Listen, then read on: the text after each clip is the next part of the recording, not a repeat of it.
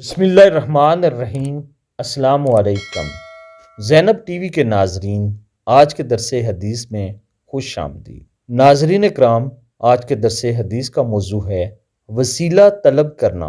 حضرت ابو ہریرہ رضی اللہ تعالی عنہ سے روایت ہے کہ نبی اکرم صلی اللہ علیہ وآلہ وسلم نے ارشاد فرمایا، آپ صلی اللہ علیہ وآلہ وسلم نے فرمایا، اللہ تعالیٰ سے میرے لیے وسیلہ طلب کرو۔ انہوں نے عرض کیا، اللہ کے رسول صلی اللہ علیہ وآلہ وسلم، وسیلہ کیا ہے؟ آپ صلی اللہ علیہ وآلہ وسلم نے ارشاد فرمایا، جنت میں ایک اعلیٰ درجہ ہے، وہ صرف ایک ہی آدمی کو نصیب ہوگا، اور میں امید کرتا ہوں کہ وہ میں ہی ہوں گا۔ جامعہ ترمذی۔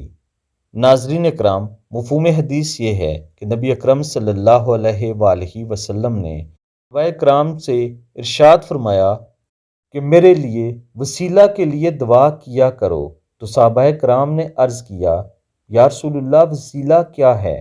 تو آپ صلی اللہ علیہ وآلہ وسلم نے ارشاد فرمایا، وسیلہ جنت میں ایک مقام ہے جو صرف ایک ہی انسان کو ملے گا، اور میں امید کرتا ہوں کہ وہ مجھے ہی ملے گا، اس لیے میرے لیے دعا کیا کرو۔